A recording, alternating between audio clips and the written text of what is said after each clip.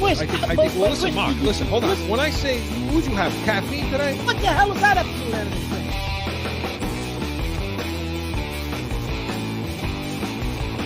How much coffee did you drink before the show? Listen, you can't polish a sneaker, right? throw tomatoes at me, do whatever you're going to do.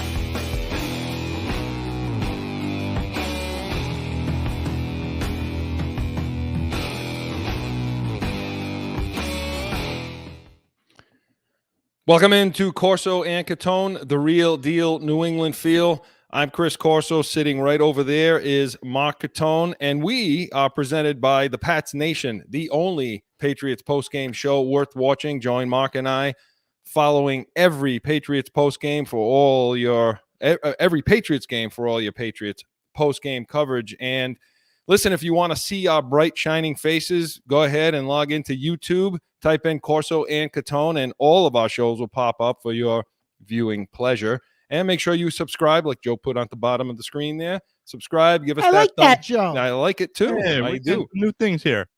Yeah, listen, and if you feel like Mark and I have faces that were made for radio, then you can go ahead and listen to us on iTunes, the iHeartRadio app, and Podbeans. Again, just type in Corso and Catone, and all of our shows will pop up. Joe, I have a quick question. Don't you find it odd, Mark? You too. Do you find it odd that I'm giving the information out to people that are already watching, as if they need to go to it? But you know what? Tell you that's all right. Hey, listen, we're doing that, you have to remember we're doing that for the people who are with us live on Podbean. Yeah, listening to us live and not watching us. They're getting well. Listen, tell your friends. Tell all your friends. That's where you find us, and that's where you can subscribe to us. So listen, you can check us out. This is for these people. You can check us out on Twitter at Corso_Catone, at Corso_Catone. And of course, the heated hotline. Give us a call, 855-313-PATS, 24/7. Leave us a message. Joe's going to sift through them all and pick the one that he likes best for Mark and I to discuss. And once again, we don't get to hear it first. No, of course not. So we're going to listen to it and comment on it. And that one he chooses could be yours. So 855-313-7287. Mark, got a lot to get to today, as usual. When is that any different? Going to have our B's and C's, Bruins and Celtics, and of course, Catone's comments, which fan favorite. Never want to miss that. Always worth sticking around for. And our Patriots preview of the Panthers game as they travel to Carolina to take on the Panthers tomorrow, 1 p.m. Eastern. So, Mark, how you feeling? Feeling good today? Oh, I feel good today, Chris. Feel better than last week. That's well, that's good, because I'm going to need your help talking about so much of this stuff to unravel. So, ready for heated hotline? Let's go. Joe, you ready? I'm ready. Let's do it.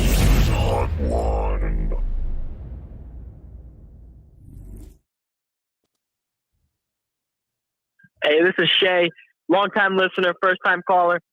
I think what Marcus Smart said the other night about Jason Tatum and Jaylen Brown is completely right.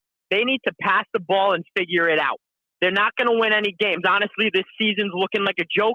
Jason Tatum doesn't even look like he's trying half the time. We got to get one of them out of here or both of them out of here, because you know what? They don't fit in the city of Boston. It is ridiculous.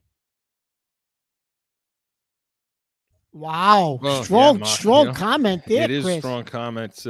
Thank you for that call. I didn't catch his name. Shay. Shay. I think it was Shay, yeah. So, Shay, we appreciate it. We know that your first time in, so thank you for the call. Mark, it.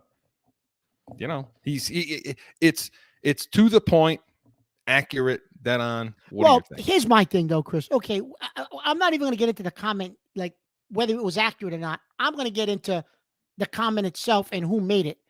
What would possess Marcus Smart to say that, Chris, publicly, and not address his teammates in a closed-door setting, his coach, whatever? Like, they had a players-only meeting after the comment.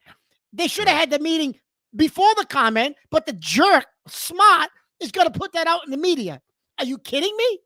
Like, you don't put that out in the media, Chris. No, I agree. I mean, you start doing that stuff, that's a recipe for disaster, especially when you're dealing with two pretty much two max players, and you're not. You're not. Exactly. You're trying to be a leader on this on this team, and you're shooting what, 25, 28%? Yeah. So I mean, Mark, how are you a leader of anything if you're just selfish, need to take all the shots, your percentage sucks? Now you're calling these guys that's out. an issue there, Chris, for Tatum, right? So the caller is right. No, I mean like smart. I'm talking about. Smart. Well, smart, Chris. Listen, we talked about Marcus Smart last year. We talked about him in the offseason. I don't even know why he's still on the team, Chris. Now, I'm gonna say my favorite line. He's got pitches on somebody. He's got pitches. He's got something. Because I don't know how the hell they kissed this guy's ass. He should be off the fucking. Get him off the team. Release him. Yeah, and listen, 77 million. They gave this guy 77 million. Lonzo Ball Imagine got he's 85. He's making $77 million, Chris. Oh, good Lord. And Ball got 85 million, which is, less than $10 million. You could you don't want to go after Ball and get rid of this slug? Are you kidding me right now? This team is constructed so poorly. Please, but that guy was perfectly made for this team. And next thing you know, you just hold on to Smart. You held on to Marcus Smart. Why? Because Brad Stevens has a thing for him. I don't know. But so the comment, Chris, that was made by the caller, we're getting all over Marcus Smart, which I think we should. But the caller's comment was about Tatum and Brown, and really Tatum, which listen, and there's no better way to get into our B's and C's today than to pick it up from there. So pick it up from Shay's comment about Tatum. Shay, thank you for the segue. Joe, let's have it.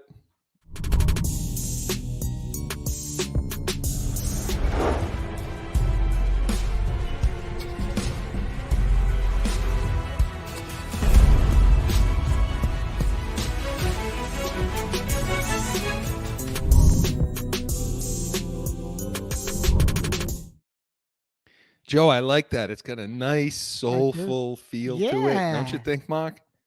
Chris, let's pick up on Shay's comment, right? Okay, so he brought up Tatum and Brown. So you've been on this now for a while, Chris, about Tatum. You think that they should trade Tatum? And I made notes today, Mark. Oh, wow. I made notes about Joe, he's prepared today because I was dead on last week with my predictions. Dead on last week. Yeah, but look at the way I do it. It's just like this scribble chicken scratch on a pad from like 1987. Joe, I didn't know they made those, Joe. Seriously, it's kind of yellow, right? The page is yellow. Yeah, I was watching Chris. I was watching the other night. It was like 3 a.m. I couldn't sleep. I was watching Columbo. Columbo had one of those. He was writing clues to a case on one of those. Excuse me, miss. Just one more thing, miss. Yeah, the issue he has. You know what, Mark? Though that's true. There's a station called Me TV. Okay, yep. Should I be saying that? Yeah, the hell with it. Me TV. Hey, Joe, get in touch with them. We're plugging that station right now. So they have all the old shows, Mark. They have Columbo, MASH. Hogan's. My favorite one's Hogan's Heroes. Yeah. That's the best show. That's the anyway, best. All right. We digress. So, Chris, Tatum, you've been on him for how long, Tatum? Mark, the guy just doesn't seem to. I mean, Marcus Smart is right in what he's saying about these guys. It's just I don't like the player that's saying it, and I don't think that's the place to come from. But Mark Tatum, he doesn't get back on D. His right now his shooting percentage really sucks. He was 3 for 13 the other night for 10 points, and against the Heat, which was a real good win, for them because the Heat were on a roll at that point. But his percentage sucked. 10 points. That was what? What's 3 for 13, Mark? I don't even, is that 30%? Less than 30%. It's less than 30%. So, and then, Brown, 5 of 14. I mean, it wasn't, that isn't much better at 17 Brown, points. Chris, the coach has already called him out for his inconsistency. Yeah, the back and forth. He doesn't seem to be able to recover from game to game. And I don't know, how long are we going to keep saying that that's residual of COVID, that's the leftover? Yeah, I don't know. But yeah, right. Okay, so Tatum, listen, they got a 4-5 record. This is the guy that's supposed to be your leader. This is the guy that's supposed to carry it on his shoulders. And I don't know how many times, we can continue to say it. And by the way, they had a 19-point lead in that game. Chris, they blew the largest lead with that amount of time left in a game in the shot clock era. So while you have the win, it's still ugly. Mark, I listen. I told you before. I'm ready to trade Tatum because, like you said, this is the time. You're never going to get more for him than you're going to get at this stage. You got to short. If you're going to make that trade, you got a short window before teams start to figure out, Jesus, maybe this kid isn't what we thought he was.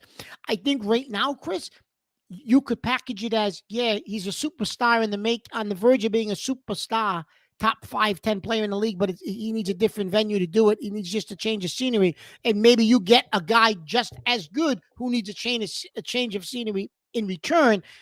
Because if you continue to wait, Chris, and he falters, what are you going to get for him?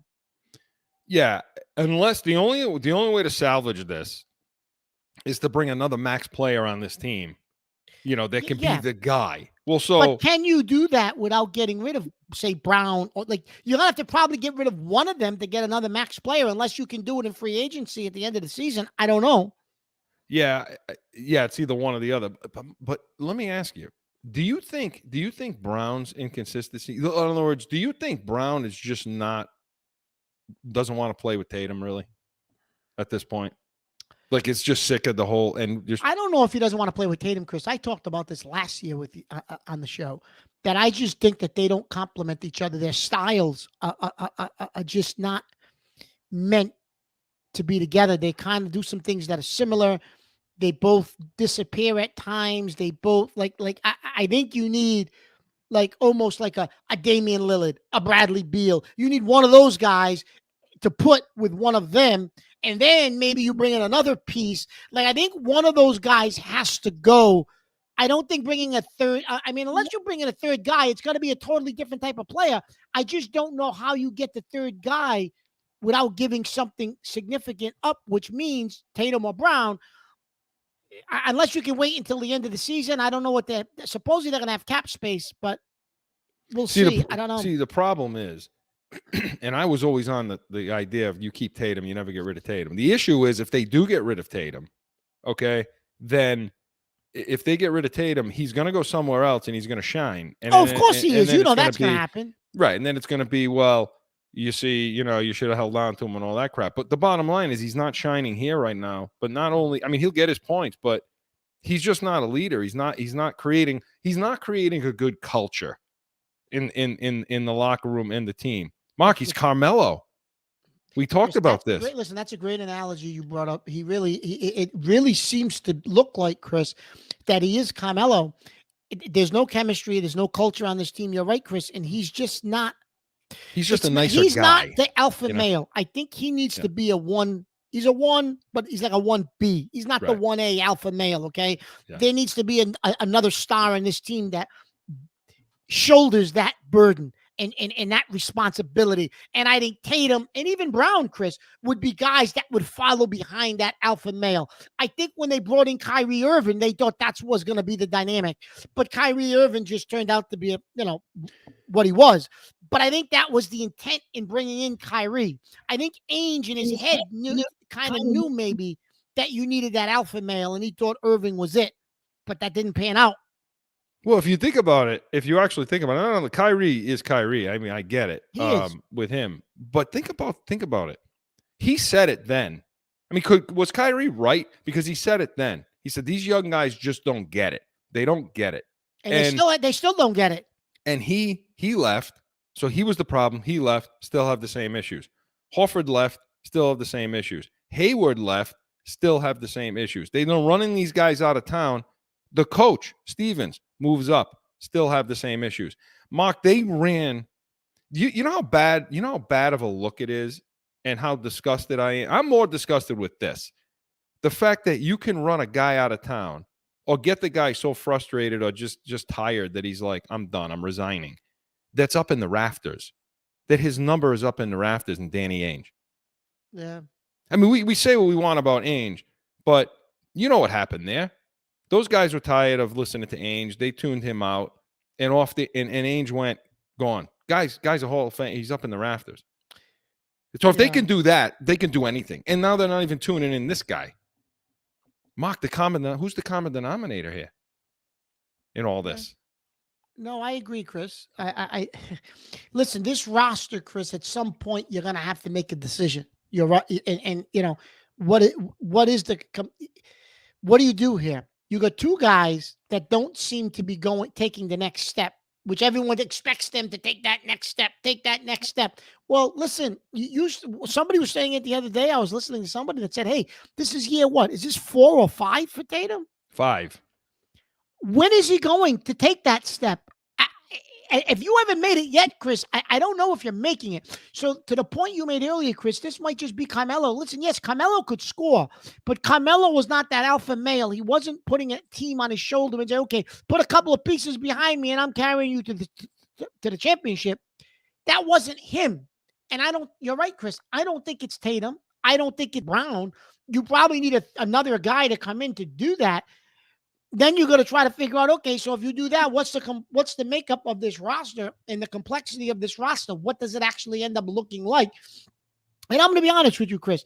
They just picked up the 4th year on their rookie contracts of Grant Williams, who I think stinks. He should be shipped out of here. And Romeo Langford, they keep thinking, oh, he's going to develop. He's nothing but a guy that he hurts his fingernail. He's out for 3 weeks. Get rid of him. Why did you pick up his contract? I don't get it. I don't understand. Unless you think you can package them in a trade. Now you have them for another year. Maybe he's thinking he'll throw them in as the back end of a trade, maybe. I don't know. But I don't know why you want them either. Who's going to want them? I mean, and by the way, I think the 19-point lead they blew I don't think it was against the Heat. Wasn't that earlier? No. It was a game before that. It was against the Bulls. The Bulls on Monday. So, yeah, Mark, you're right. And you know what sucks too is you got young guys on this team that just we're not getting a good picture as to what they can be. Over the summer, Chris, Pritchard and Naismith they were supposed to do something. What have they done? They don't give him playing time. They won't put him on. Udoka won't put him on the court. We talked about this last week that he's got that affinity for veteran players, and that's what he does. But listen, I like what Horford's bringing right now. I do. I actually do. I actually like what Horford's bringing to the table, and that's a mixture between he and Williams, that's getting on the court with that athleticism. Mark, does Udoka have the balls to just bench these guys? Do you think that that's what's needed at this point? Just put them on the bench, or do you think they even care? If you bench him, Chris, have you lost Have you lost the season if you benched him? Because they're the type of guys, Chris. That may be it for them for the season. Like they'll just pack it in and say, okay, you know what? I don't know. Well, what Shea points out, though, the freaking season's going to end up being a joke anyway with these guys. Yeah. They'll get their share. They'll win theirs because they get as many points as they get. But, is Shea right saying, hey, the hell with it? I mean, I get you, though, Mark. It's completely run by the players. That's what this league is run by, the players. Completely. They can remove Mark, when you can remove a Hall of Famer, okay, as your GM and president. As your GM. Okay, and you know what? Don't give me any bullshit about Ainge resigned and he just got tired. No. What he got tired of was that. He got tired of that crap and that act. And you can criticize Ainge all you want for making these moves, but it's starting to look like he was right in bringing in Kyrie. I understand Kyrie's issues. I get it. But that it may have been the young guys. So I get Ainge's faults here, but he had a real good run. Ainge had the right idea. Ainge thought this team needed an alpha male, and he thought that was going to be Kyrie, and it didn't work out. But that was the right idea. I think that's what you need for Brown and Tatum to follow behind. But I don't know. Mark, we're in an age now where guys lose a game and they're taking pictures with each other. They're exchanging jerseys. They're doing all this stuff, and it's like, I just don't think they care. I just don't think anybody cares about winning anymore. Chris, we talked about this during the offseason. Remember we did that segment about, it's all branding now. They're worried about their own brand. They don't necessarily, their shoes, their commercials, their bling. They got their own brand. They're hanging out with Drake and it's all about imaging, and they don't, you're right, Chris. It's different. It's a totally different culture than we grew up in the 80s. Forget it. They hated each other. Oh yeah, they were coming out to the buses, wanting the fist fight at the buses. Lambert, Parrish, that Pistons. I gotta say the problem with the 80s was Michael Jordan, and everybody. I think the culture of the sport itself, basketball, like Michael Jordan, gave us this idea that You got to be the one guy to play the whole game and take all the shots. And because of that, everybody thinks they're Michael Jordan. And guess what? Nobody's Michael Jordan. That's the problem. What's funny, Joe, what's funny about that, Mark, is Jordan was Jordan, but Jordan was Jordan with when Pippen showed up and some of these other guys showed up. Yeah. You know, Right. but I agree with Joe. The individual play, the individualism, you know, that hero ball, it started there, right, Mark? Yeah, he would go one-on-one and give me the ball and clear the lane, and I'll get to the basket and score. And that's what he used to do. Joe's Which is fine 100% for right. him. Yeah, well, because he was the greatest basketball player to ever step on a court. It's fine for him, but Mark, your point him. is valid. The bottom line again is it's a different game, and the fans. I mean, you know how New England fans are, Boston fans. I mean, they're purists. They're you know, they're knee deep or their feet are in the ground of this doesn't look right. This is not what we Chris, know the to be. Celtics always were a team that it was like a bring your lunchbox to work, roll up your sleeves, and do the dirty things that it took to win basketball games. And even that championship in 08 with Garnett and those guys, they were a tough, gritty defensive team. Garnett would punch you in the face, right? Right. And Posey would come off the bench, and those guys, and they were physical guys, and Eddie House, those guys were physical guys, and they had grit, and they played hard, and this team couldn't hold a key. These guys are nothing like that, Chris. No, nothing like that. Kevin Garnett would be in Tatum's face. He'd slap his face and say, Oh my God. Kid. Could you imagine Tatum with Garnett? He'd go over to Doc and say, this clown is on the bench right now. Yeah. Just so you know. He's Come on the on. bench and he's not getting off the bench. Yeah, I'm with you, Mark. So, and Mark, the flip side, okay, because we only have 30 seconds. Yeah, the flip side to this team's starting to turn it around. They're starting to gain some momentum. We talked about goalie issues with them. You know, each of those goalies has played, you know, one's 4-3, one's played 7 games, the other one's played 6 games. Ullmark's got a 927 save percentage. Swayman's got a 900. So they're, you know, Swayman only saw 15 shots Thursday night. And you know, he stopped 14 of them, obviously. And then Bergeron just came out of the shell and he scored 4 goals. Hopefully he continues that. They're showing, Chris, a little bit of life. Yeah. At the end of the tunnel, there looks like there's a light for the Bruins. And the Bruins, Chris, you know how they are. They go through their streaks, right?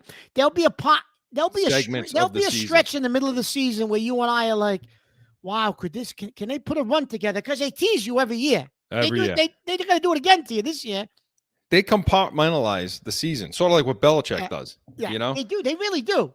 Yeah. So Boston fans, New England fans, you can get hot. You can get hot and feel good about the Bruins right now. And as far as the Celtics go, well, put that bag like I had over my head last week and be a no-name fan. Did you go trick-or-treating with that on your head last week? Yeah, everybody kept. You're right, but everybody kept slamming the door shut on me and calling the cops. You know, I'm not sure what happened there. I don't know. I had the score on the thing. You know, we won the game. So. Well, listen, B's and C's presented by Special Sauce Podcast, Startup Finance, and Drive Yourself to Success, specialsaucepodcast.com. Shay, thank you again for the heated hotline call, which was presented by Jag Media Productions. When we come back, Catone's comments.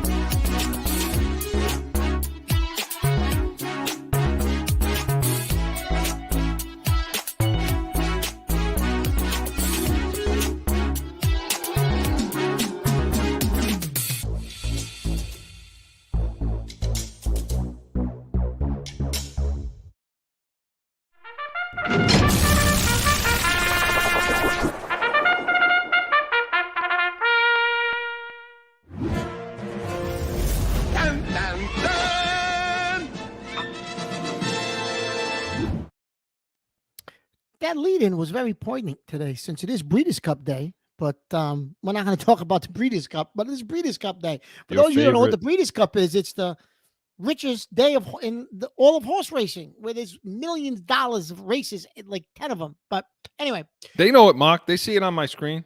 all right, Top there we left. go. So, a few things, couple things I want to touch on today in Catone's comments. One is going to be brief, and I'll actually finish this in next week's Catone's comments, but I'm just going to tease you a little bit. Has anybody tried to use the automated system to refill a prescription? Listen, I got more medical issues. I got diabetes. I got a heart. I got it all. Trying to call in on one of those auto systems, punching numbers. You want to talk about craziness. Then if you got to talk to somebody, you might as well cook yourself dinner. It's an hours before they even pick the goddamn phone up. But I'm not going to get into that in detail just yet. That's a teaser for next week. I'm going to expound on how long it takes to call in a prescription. You want to take your medication first before you do that. Yes, I'm going to Okay. take my nitroglycerin. Listen, what I do want to talk about today, Chris, is something a little more serious. And I know Catone's comments is never serious, but today it's going to be. So I want to send out my condolences to the young lady in Las Vegas who passed away this week, or the beginning of the week. It was Monday night, I think, because of the stupidity of an athlete and the ignorance of an athlete and the I'm above the law attitude of these athletes. And it's just disgusting because now this poor girl died, innocent girl, a couple of miles from her house, because an idiot wants to drive 156 miles an hour in a goddamn Corvette, intoxicated, and he's got a woman in the car with him. So put her life at risk too, because you're an idiot, because you think you're above the law and you've been handed things since you were 12 years old and never had to worry, and you think you're all this and all that, and you're walking around with your diamond chains and necklaces and all this garbage, and you just killed the girl because you think you're above the law and everything is handed to you. I'm so disgusted, Chris, with the way these athletes carry themselves in 2021. And it pains me that somebody had to lose their life because of his stupidity. Yeah, Mark, and when you say, pass away, and I echo the same thing. I couldn't, because he just destroyed an entire family. But make no mistake about it, he murdered her. Yeah, I know that's strong, okay, but he negligently murdered that person. Okay, that young lady. 23 years old, whole life ahead of her. And I think she was even parked. Listen, you're talking to somebody who, deals with these things, who's seen it, prosecuted it, I'm and sure, Chris, you've seen pictures, videos of victims. I've gone out to and- scenes like Yeah. that. And when you're a prosecutor, you have to be on call for those kinds of things. And I all I can do is agree with you, Mark, on this 100,000%. And look, no, is he alone? Does it happen everywhere and other people? Yes. But Mark's point, okay, his point is on point. What you're saying, in the fact that a lot of these guys feel entitled. Mark, 100, like you're on the speedway, 156 miles an hour. I mean, I've never been in a vehicle or anything other than a plane that's gone that fast before. So I can't even imagine what that has to be like. But I've seen enough DUIs, okay, and I've seen enough, of that kind of thing to tell you that you can't do it because your judgment is just so off the wall. But I say that, but a lot of times, and his BAC, his blood alcohol level was about a 0.161, which in this state would be considered an extreme. I've handled cases where blood alcohol levels at that range right there, people are coherent. They're not falling down, slipping over themselves, like that. They still feel like, well, I was fine to drive. I felt okay because it doesn't take a lot to get you up to that point, which makes it even worse. Because if he did have some semblance of judgment left in his brain and the alcohol didn't completely take that over, that's worse, Mark. Yeah, because you're driving 156 miles an hour. You're absolutely right, Chris. That means you chose to do it. Forget the fact that you chose to put the shit in your body and then get behind the wheel. Mark, I can't Chris, agree with you this enough. is just kind of an extension, really, of what our caller last week, I forget what her name was, but our caller last week, remember she was talking about the NBA players. Yeah. Right? And she was disgusted with how they act. Yeah, call from Providence. Yeah. Yep. Yeah, it's the truth. It's there. It hits you in the face, Andy Reid's son. I mean, all these things that you see happen because of the entitlement, because, the fact that they have a vet that can go that fast and they can get on the road and do all that shit. And you know what, Mark? And you know what's even worse, Chris? When I was listening to the reports this week, the Raiders have a 24-hour call service that these guys can call up. If they're out partying somewhere and they're drinking and they're doing whatever they're doing, you call the number. The organization has somebody come get you and take you home, wherever you're going. They got a 24-hour call service, they said, the Raiders. You dial it and somebody will come get you. They have the NFL and all these places. They have every service you could possibly know that most people just wouldn't even dream of getting. They still do shit like this. They still do. And listen, Mark, real quick, what pisses me off too, also, is the coverage of this really irritates the crap out of me. And the reason why is because all the focus is on Ruggs. How about you focus on the person who lost their life? Talk that. Well, ESPN. NFL Network, chronicle the young lady who lost her life. Do something on the family that's dying. It's inside right now. I've seen it live in a courtroom. What it does to a family. So why don't you do a story on that? Put up a GoFundMe account. Do something to help these people and take Henry Ruggs out of the friggin' story because he's a degenerate. Okay, as far as I'm concerned, and he belongs where he's going to be at some point. So, and I think Mark, that's a good close to this topic, Chris. I'm sorry to have taken over your no, but comments, that's okay. I can't add anything else to that. That was a closing argument from an attorney. I'm done. Well, listen, it's obviously near and dear to he. No, it is. Mark and I. Listen, Mark, you're a good person for bringing it up this way too. Huh? You're a good egg for bringing it up in this way and using this platform to do that. Yeah, absolutely. So, Catone's comments was brought to us by Corso Law Group, Arizona's leading criminal and traffic law firm. Corso&Catone.YouTube. Allow us to be your voice. Coming up, we're going to have the Pats preview of that Panthers game right after this. It's that time again for a timeout for a message from one of our sponsors. No one ever thinks they will be in the need of a criminal or traffic lawyer, but things happen. Corso Law Group is Arizona's leading criminal and traffic law firm. Their 20-plus years experience and attention to detail has helped thousands of people all across this great country who found themselves in a situation in Arizona. So whether it's a traffic ticket or if you need reduced DUI or more serious issues, call or go online to CorsoLawGroup.com and talk with these expert attorneys who I know will help you. Corso Law Group.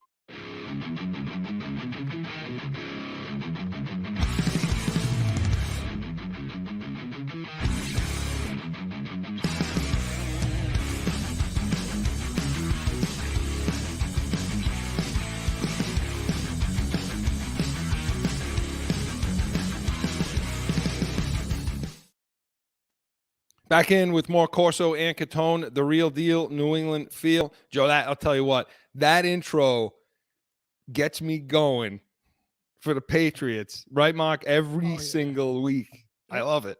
That's just hardcore. Let's go. Right? He nailed it. Absolutely. So, Mark, listen, they go to Carolina, they're in Carolina right now to take on the Panthers. It's going to be a 1 p.m. Eastern kickoff. Don't forget, Mark and I will be following 30 minutes after that game for your post-game coverage. Mark, you know what? I want to go before we go down the matchups. You want to go back. I want to go back a little bit to last week. And you know what, Mark? We can get to it within the scouting report. And if you want to, it's up to you. But the one thing I want to talk about is just real quick. You go back to that game, and we had a lot of criticism I did for the secondary, for the tackling. And it's true, valid. And maybe we didn't give enough credit to the secondary for the way they did play, because they did play well. And once I went back and watched the coaches' film, the defensive front played well too. They did. But I want to hear your thoughts on this. This pisses me off. Before the game, before the Chargers game, all you heard about was this is going to be a real test for the Patriots. This is a quality opponent. Mhm. If they can go ahead and go 4-4 and walk into that building and beat that team, Herbert, all the receivers, the secondary is fantastic, all this stuff, then we can now go back and look at the Tampa game and the Dallas game and say, hey, you know what? Those moral victories mean something at this point. Did you hear the pundits after the whole week following? Well, maybe the Chargers weren't as good as we thought they were. Maybe it wasn't, we give Herbert, we give him a little too much credit. Maybe the second Mark. This is why we're the real deal in the New England field. Mark, what are your thoughts on that right there? That's a bunch of crap, Chris. They're just trying to create some controversy. They're not, listen, it is what it is. The Chargers, for all intents and purposes, are a team that's going to be fighting for the playoffs, we're assuming, pretty much most of the year. You went on the road. You beat them. You played a solid football game. Jones didn't have his best game, but you know what, Chris? After I went and watched the coach's film too and rewatched it a couple of times, you know what he did? He was very reminiscent of an 02, 03, 04 Tom Brady. Went on the road, did nothing stupid, didn't make a mistake, played within what he was supposed to do. Spread the ball around, allowed the defense, which they did in those years, to make a play, put you in position to win the game, and just finish it off and don't make any mistakes. And that's what Jones did. Well, Jesus, what more do you want from the kid? And I know we were critical of him a little bit last week, Chris. And, I think rightfully so. He didn't play his best game. But after I went back and watched the game, and I'm like, but Jesus, he did just what we used to do in 02 and 03 when we were winning championships. He put him in a position to win. You're on the road. Don't make any mistakes. And our defense will get us across the finish line. And that's what they did. Yep, that is what they did. And again, we're not, if you listen to you, and I know you all listen, you're, loyal listeners know Mark and I, and we will come down on them. We will come down on Belichick when it's time to do that, but we also need to give him props when it's time to do that. And this is one of those times. And Mark, again, last thing on those jackasses that aren't the New England, the real deal. All right. Want to criticize Belichick. They hate this guy. Okay. They just hate this guy. He takes responsibility for the, for the challenge. Not challenge he made about, because he thought the holding call happened in the end zone against them. And he thought it was the right tackle. Evidently somebody thought it was the right tackle that held, but it was in the center. And he comes out and says, yeah, that's my mistake. Okay. Oh, well, they bitch about that. He never takes responsibility for anything. It's never his fault. We got to do this. We got to do that. We got to do better. He does it. And they say he's covering for somebody. Ernie Adams isn't there anymore. They're just, they're in disarray upstairs. It's probably Matt Patricia, who's a friggin' moron. Your favorite guy. And it may be Patricia is a moron. I'm not going to criticize, that's true. But he goes and covers for whoever or takes the blame. And, he's still wrong. He's still wrong. It's something that went, it was, as the caller said last week, a hair across my ass, like, about, and I just wanted to, I agree with you. So looking at this week now, with the Panthers, they're coming into a stretch mark where they can, they can maybe do something. You could win a couple of games, Chris, in a row, 2-3 games in a row, 4 games in a row here. So since you were talking about Mac Jones and the offense a little bit, when they run. So when in the Patriots running game, who do you, because there's a lot of people out there that are giving the edge to the Chris, Panthers. I think Carolina's defense is good. Carolina's got a good defense, but I think I think the offensive line, Chris, has finally got a rhythm. I think I'm not saying they're perfect by no means. They screwed up again last week, but I still think they're in a rhythm with running the football. I think passing the ball, there's still breakdowns in protection. That's obvious, and there's still the false starts and all of that. But I honestly think, Chris, that they're going to be able to run the ball against this team with Stevenson, and Harris. You should be able to run the football, Chris. Okay? Yeah, you should. I mean, Chargers are better. I mean, Carolina is better than the Chargers were against the run, right? They are, but last week, Chris, the Chargers, which a little deceiving, the Chargers statistics weren't that good, Chris. But last week we only had like a 3.6, right? Was it 3.6? Yeah, it was. Right, wasn't high. Yeah, but 3.6. The Chargers nice job, the Chargers had guys, Chris, coming back defensively last week. And you had brought this up, and you brought a good point up. You said, hey, listen, don't be fooled. The Chargers got guys coming back on defense. They're going to be tough tomorrow. And they were, because they had key guys coming back that had been injured. So, but I think we ran the ball enough. We're going to have to do the same thing tomorrow, Chris. Yeah. I mean, and I think they will. I think they will run the ball. Yeah. I mean, like you said, Carolina's 13th in the league. I mean, they're in the middle. You know, then it's not like they're in the top 5 and stopping the run.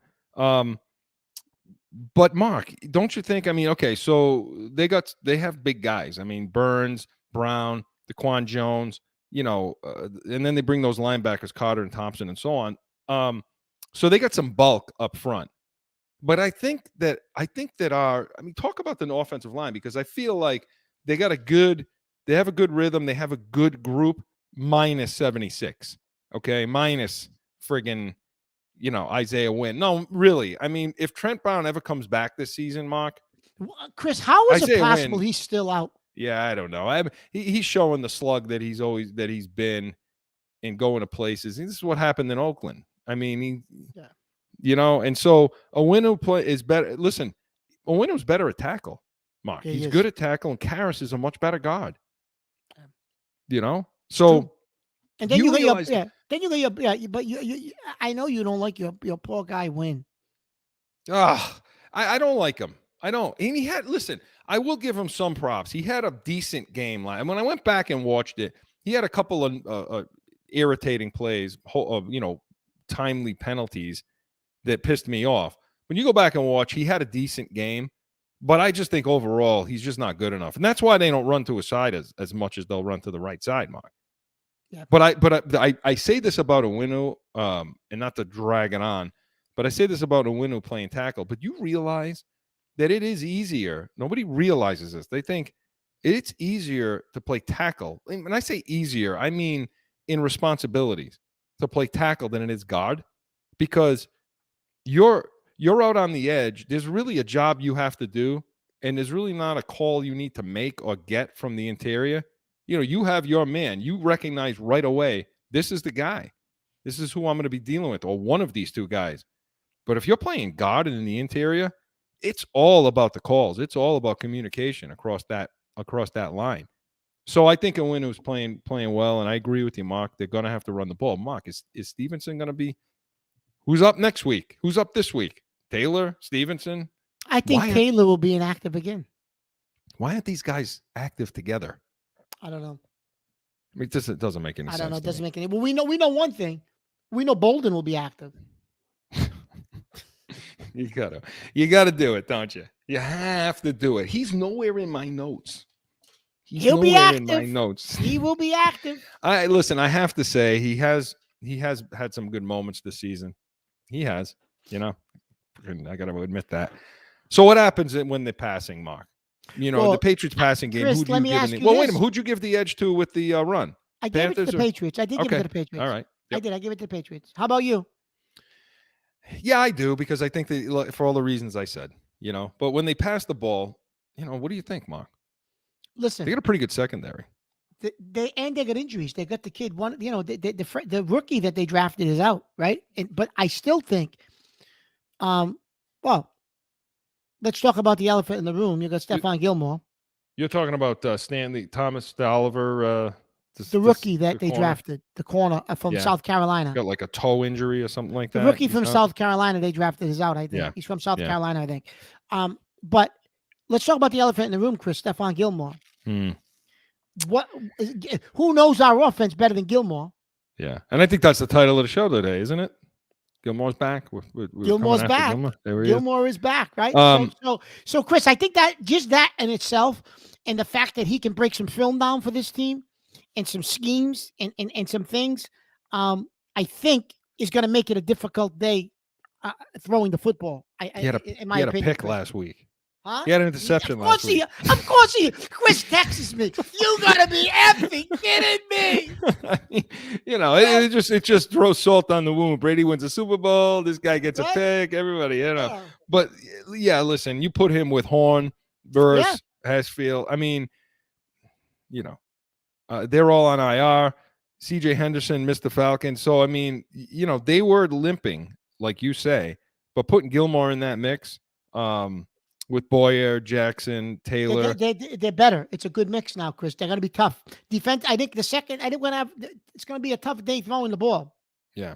The only thing, it is, and they're going to have at least to to the wideouts, Chris. Again, we say this every damn week, though. Sound like a broken record. You think you could get the damn tight ends involved? Oh my God. And I think in this situation, you would be able to do that. I mean, I think against Carolina, because you're not going to do anything on the outside. No, you don't have the horses to do it, and they're too good. Gilmore's just too good. He's going to shut something down on that side. So yeah, I agree with you. I give the edge to the, to the Panthers in this situation. So yeah, they're going to have to run the ball. Why? So how? You think that we should be able to conceivably, you would think, get the tight ends involved, right? Yeah, I mean, I think the middle of the field is going to be open. I think they can sit down in zones. I like what they're doing with Jonnu Smith out of the backfield, running those little wheel routes that he takes down the sideline a little. You need more of that.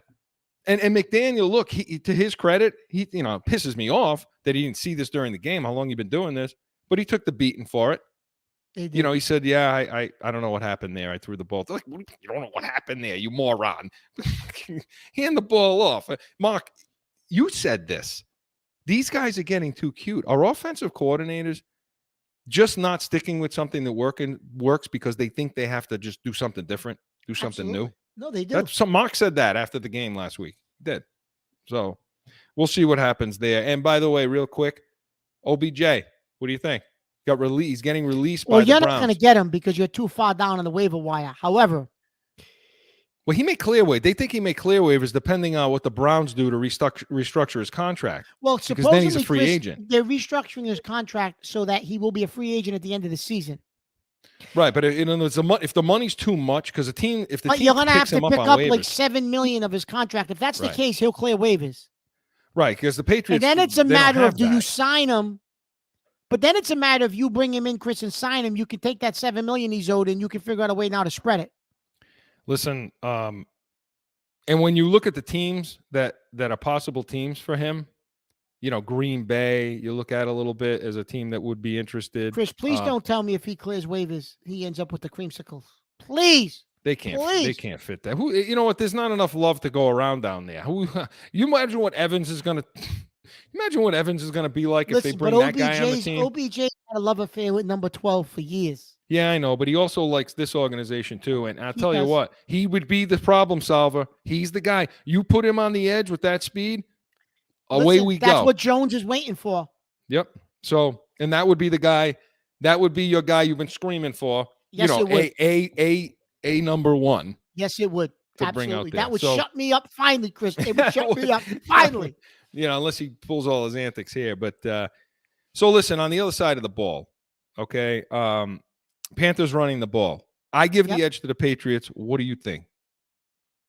Well, let's put it this way, Chris. We don't know if McCaffrey's healthy, right? He's eligible to return he's this eligible week. to come off IR. I don't know if they will. But he's not going to play this week. I don't know if they'll activate him and play him. Chances are they don't. Without McCaffrey running the ball, they got the rookie Hubbard. What's his name? CJ Hubbard. Yep. They're not.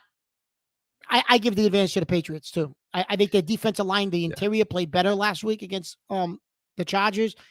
I definitely, if McCaffrey's not playing, and even if he's playing, Chris, I don't think they're going to give him a ton of touches. I think they'd ease him back in anyways. I give the advantage to the Patriots. Yeah, he hasn't practiced. And Hubbard's 391 yards, on 108 carries. I give the advantage to the Patriots. Carry. And Mark, you know why? This is going to irritate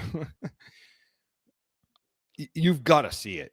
you have to see it. Now, I'm not saying we shouldn't have got a number one, but Barmore is he's just playing. He's playing out of his skin right now. Barmore. I mean, he is. I mean, that guy is showing up, and he's getting better and better and better every single week. You know, he's showing that he was worth the pick right now. I'm not saying they shouldn't have picked somebody else or could have, but he's showing that he was Chris, worth I don't that have any pick. problem with the pick. I told you that the night of the draft. That draft that went on for like 565 hours. I had no problem. You're never, ever, ever going to. I had no problem with the pick, Chris. My problem is that you need a receiver so Yeah. damn bad. Yeah. When do you eventually address that? That's my only thing. But you're right, Chris. Bondmore right now was a great pick the way it Yeah. looks. But Yeah, I mean, he's defeating double teams. He should be in on every down. he should. I think he's reached that point with him. Yep, I agree. Don't you? No, I But agree with you 100%. I do. But to your credit, I will give you, not to jump around, but Harris is spectacular, and you called it. Yeah. You called it 2 years ago. Why isn't this guy playing? They redshirted him. So I loved him when they drafted him. The night they drafted him, They I said did. he's a steal. This kid's going to be 1,000-yard rusher, without question, and he should be this year. Mark's face was as red as the Corso and Catone logo at the top of the screen.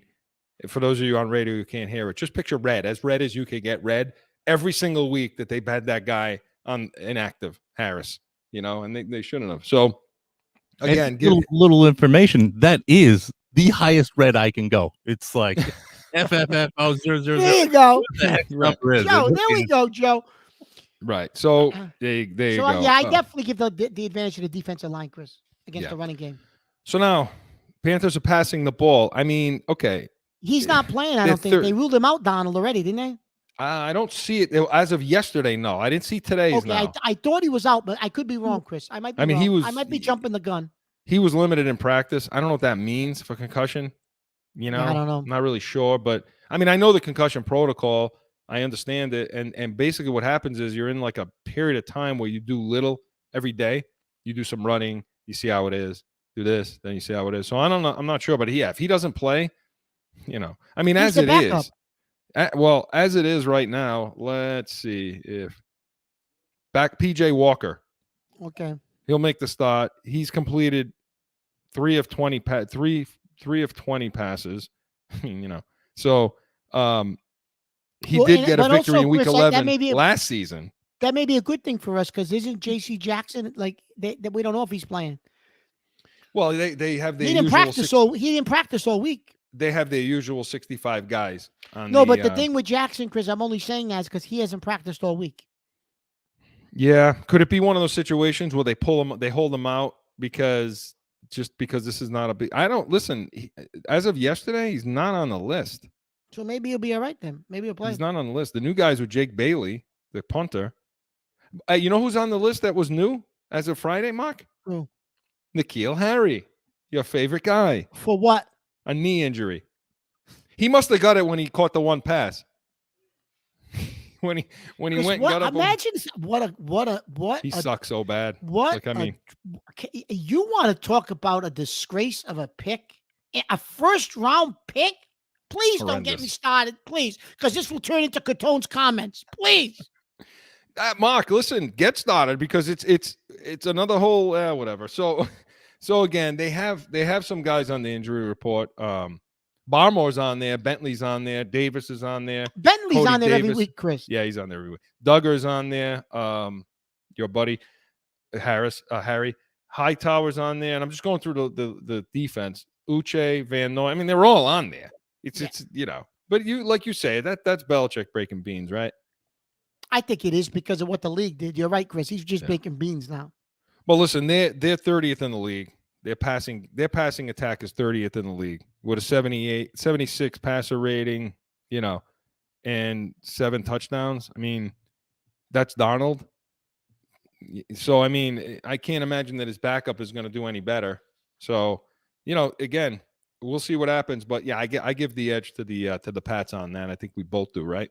Yeah, So, I definitely and give the it's- edge to the Patriots. Yeah. And as far as special teams go, yeah, I mean, it's going to be a problem if Bailey's out. It will. Oh, it definitely will, because I don't know who we don't even have a backup punter, do we? I'm not sure. I'm not sure who it is. that will pump. I still So, got it.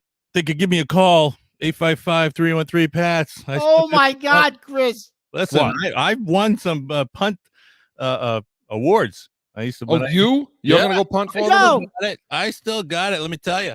Chris, he was a punter. Well, I was a goalkeeper, at soccer, but I won some. Oh, here we awards. go. That Sign means him you up. could kick the ball a far, long Joe, distance. sign him up, Chris. You know, Sign me up. Mark, Joe, what are you gonna do when you have like 300? These guys off the edge flying into your face, and like 300 guys putting their big mitts up in front of you. Wow. How are you gonna do with that? Punt it right into their crotch. There you go. That's always the key element. That sounds Chris, good. he'll make one punt. He'll pop a calf muscle. He'll be on IR. That Yeah. is true. He'll be sitting next to Harry. He'll go right into the blue tent. Right into the blue tent on the cot. So, but I do give Gunnar has been. Olszewski's been great. He's been fantastic on punt returns. He's flipped the field so many times for them. And I'm going to admit, Chris, that I was wrong about him because I went crazy when they kept him on the roster. Remember, I said he should have been a cut in preseason. Yeah, but Mark, you know, in your defense, and I'm giving Mark a lot of props today. It must be a wow. What's in retrograde today, Joe? Wow. But no, I mean, you were talking more on a receiver from a receiver standpoint than a special team standpoint. So, yeah. So listen, we'll see what happens tomorrow. But that Pats preview was presented by the Pats Nation, the Real Patriots post-game show, 30 minutes following every single Patriots game. Mark, we're at that time again. It's a 2-minute warning, and it's time to wrap it up. Yes, Joe? Yes. All right.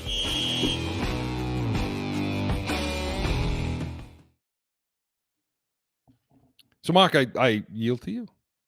I'm going to go this week. My prediction is going to be another win. I'm going to go 31. I'm going to go, Chris. You like that number? I'm going to go 31, believe it or not, to 10. Wow. I think it's going to be a blowout. I think the defense is going to play really well. I think with the backup quarterback, 31-10 Patriots. So okay. So you have the defense turning a corner, a big corner. Well, I don't know if they've turned a corner. I just think they're playing a team that has a lot of offensive deficiencies. They've got no quarterback. They're running backs out. I think that they're going to struggle. And you got them now. Let's say 31 points. How do you see that happening, though? I think Jones is going to have a good game. Jones is going to have 3 touchdown passes. Really? Yeah, I do. So, I think it's going to be red zone passing, though. Not a lot of yards, but I think he's going to do well in the red zone this week. My prediction. I got it at 27-17. I think Folk's going to have another game that he's just hitting everything. You know, I should not say that, should I? But this is what we're doing. We're giving predictions. I'm not putting the Milwaukee on anyone. So, I think Folk's going to have another good game. I just don't think Jones. I listen all season long. I don't think Jones is going to put up those kind of numbers, those 3 touchdowns, 4 touchdowns. You know, because you know why, and I'm okay with that, Mark, because those 3 touchdowns typically come with 2 picks.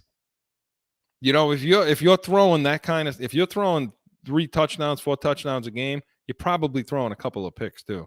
And rather not see the picks, the picks. And so, yeah, I just don't think they're going to hit over 30. But Mark, I hope you're right. You know, so listen. The 2-minute warning was Joe. Who is that presented by? Where am I on the notes? Is it presented by anybody? Nope. No. That's Nation. All right. Hey, well, Pats Nation. We've talked about that at nauseum. 30 minutes following every Patriots game. So, well, listen, we talked about nauseum, but shameless self-promotion. That's all. But they better listen. You better tune into that. Okay, you better tune in because you get a lot of pearls on that you're not getting in any other post game, which is just boring as hell. So, well, Mark, listen, it's time to wrap things up tonight. And boy, these things go by pretty quick, don't they? They do, Chris. Real quick. Today was quick. I think we should extend it to the 5 hours that we used for the draft. Yeah, no, that'll never happen again. No. Okay, so some people to thank tonight. We want to thank the good people at Special Sauce Podcast, Startup Finance, and Drive Yourself to Success, SpecialSaucePodcast.com. The people over at Jag Media Productions, Studio 42 Designs for all your graphic design needs, Studio42Designs.com. Corso Law Group, Arizona's leading criminal and traffic law firm. CorsoLawGroup.com. Allow us to be your voice. And Mountain View Home Watch and Security, Scottsdale's leading home watch and security firm. Joe, excellent job tonight. As always, we always appreciate all that you do for us. So, Oh, how sweet. isn't that nice? So join us again tomorrow for the Pats Nation. That's going to be and that's the, hey, listen, Joe, that's the real Patriots postgame show. Do you agree? Mark, don't you think? Of course it is. The real one. Everything about us is real. Anyway, that's going to be presented by Corso and Catone. This show, again, the real deal New England feel. So tune in 30 minutes following that Panthers game. We'll have Mac Mania, Coach's Corner, and of course, our Sunday Stiff. And next week, Corso and Catone, every Saturday, 7 p.m., we will preview that Patriots-Browns game as the Browns come to New England. So for Mark Catone, Joe Guarnieri, I'm Chris Corso. Enjoy the game, everyone.